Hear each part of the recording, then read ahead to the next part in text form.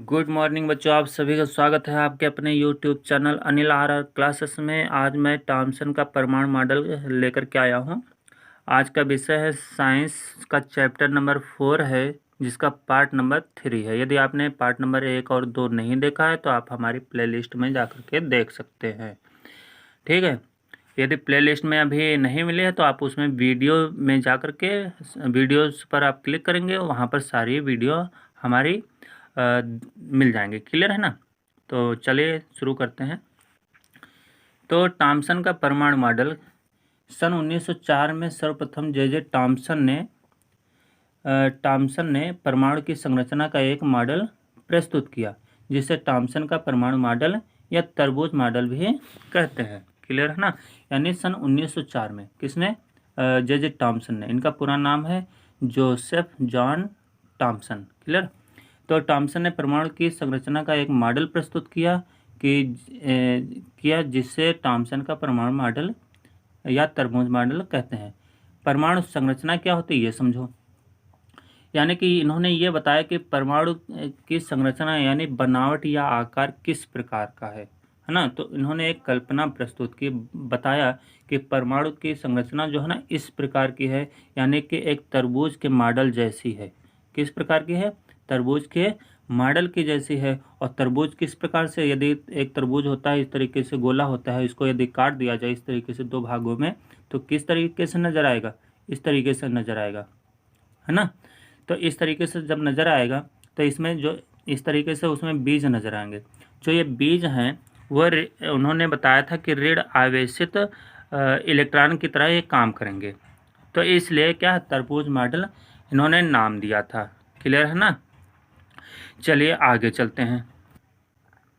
परमाणु का धनावेश लगभग 10⁻⁻10 मीटर त्रिज्या के गोले के समरूपता के साथ फैला रहता है। यानी कि जो परमाणु का धनावेश है, यानी कि जो तरबूज है, जैसे तरबूज मॉडल इन्होंने दिया, ये तरबूज मैंने क्या है आधा कटा हुआ हिस्सा है, ठीक है।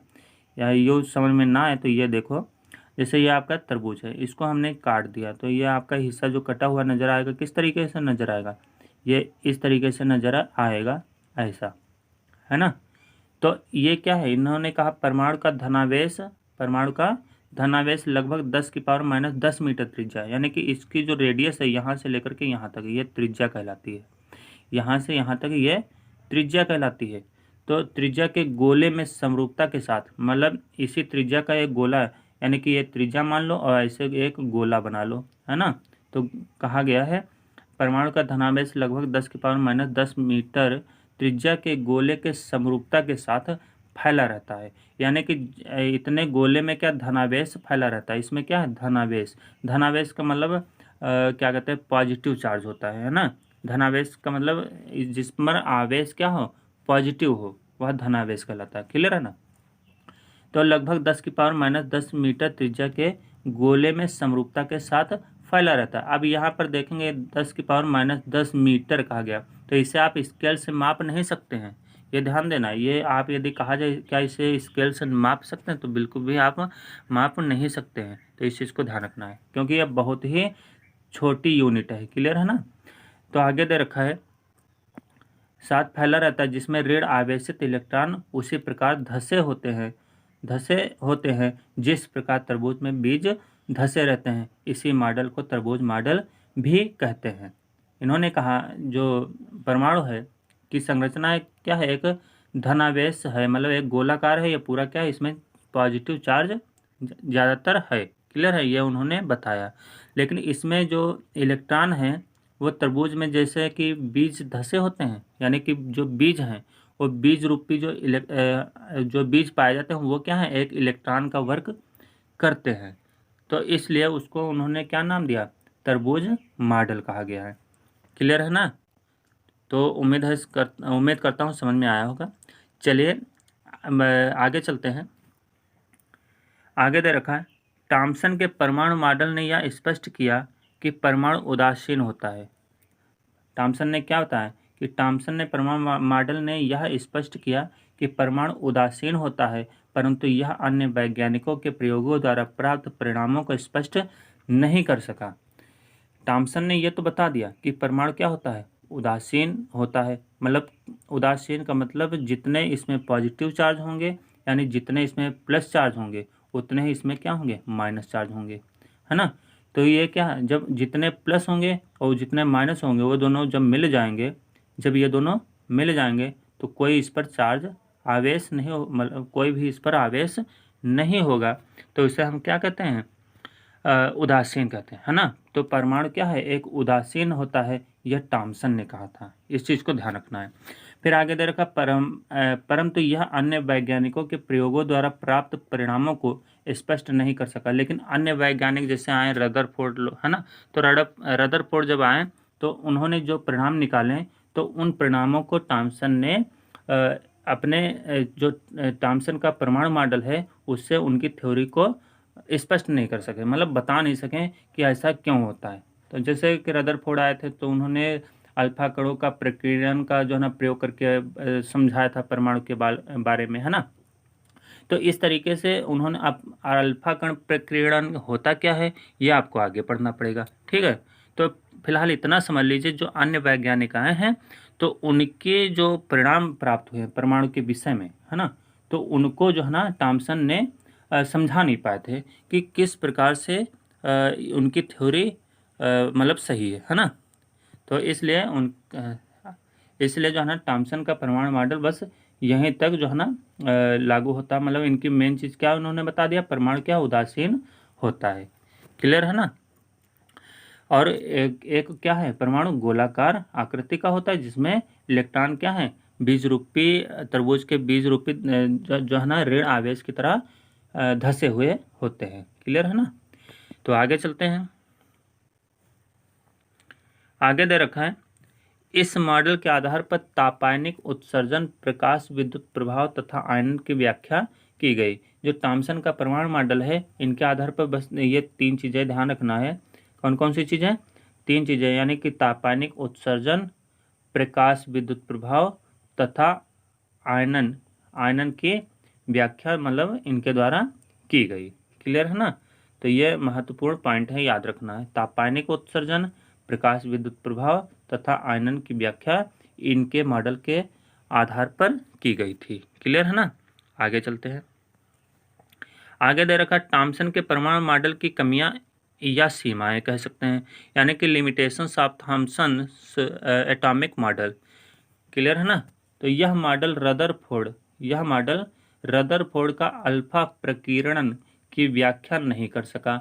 मतलब जो अल्फा प्रकीर्णन की जो व्याख्या रदरफोर्ड ने की थी तो उसकी व्याख्या मतलब टॉमसन ने मतलब उसके बारे में टॉमसन नहीं बता पाए थे, है ना। तो यानी कि मतलब वहाँ से इनकी थ्योरी गलत हो गई थी, क्लियर है ना। चलिए आगे चलते हैं, आगे दे रखा है कि इस मॉडल के द्वारा यह नहीं समझाया जा सका कि धनात्मक आवेश ऋणात्मक आवेश को किस प्रकार बांधे रखते हैं। अब जैसे उन्होंने कहा कि जो ये तरबूज है, कटा हुआ तरबूज है, तो इसमें इलेक्ट्रॉन पाए जाते हैं, ये बताया क्या पाए जाते हैं, इलेक्ट्रॉन।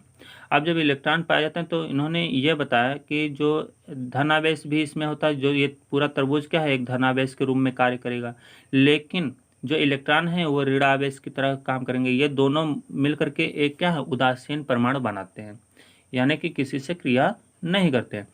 अब जब ये उदासीन परमाणु बनाते हैं तो ये इन्होंने ये नहीं बता पाए कि जो उदासीन मतलब एक दूसरे को अट्रैक्शन करते होंगे ना, मतलब इलेक्ट्रॉन और क्या कहते हैं, यानी कि ऋण आवेश और मतलब धनावेश दोनों मिलकर के क्या करते होंगे, आकर्षित करते होंगे, है ना। आकर्षित करते होंगे तभी तो भाई वो बना रहे होंगे क्या, उदासीन तभी बनाएंगे जब दोनों एक दूसरे को आकर्षित करेंगे। लेकिन इन्होंने ये नहीं बताया किस बल से आकर्षित करते होंगे, है ना। अब जैसे इसमें इलेक्ट्रॉन है माइनस चार्ज है और इसमें धनावेश है प्लस चार्ज है, तो ये दोनों एक दूसरे को आकर्षित करेंगे तभी तो उदासीन बनाएंगे। उदासीन जब बनाएंगे तभी ये क्या होगा, न्यूट्रल होगा। न्यूट्रल का मतलब उदासीन, यानी किसी से क्रिया ना करना, है ना। तो ये तो बता दिए थे उदासीन होता है, लेकिन ये नहीं बता पाए थे कि ये दोनों प्लस और माइनस जो क्या कहते हैं इलेक्ट्रॉन हैं, प्रोटॉन है ना, प्रोटॉन और इलेक्ट्रॉन, तो ये दोनों एक दूसरे को किस बल से आकर्षित करते हैं ये इन्होंने नहीं बताया है। चलिए आगे चलते हैं। अगला पॉइंट ये है कि परमाणु के स्थायित्व के समझाने में ये जो है ना असमर्थ रहे, है ना। तो यानी कि परमाणु स्थायित्व मतलब परमाणु का स्थायित्व क्या होता है इसके बारे में ये नहीं बता पाए थे। अगला पॉइंट है इस मॉडल में परमाणु के नाभिक में के बारे में कुछ नहीं बताया जा सका। यानी कि इस मॉडल में परमाणु के नाभिक मतलब कैसा होता है, धनावेश होता है या ऋण आवेश होता है। यानी कि जो परमाणु है इसका जो नाभिक होता है ना, ये पॉइंट, तो ये ऋण आवेश होता है या धन आवेश होता है या ऐसा इन्होंने कुछ नहीं बता सके थे, तो इसलिए यह इनकी कमी हो गई।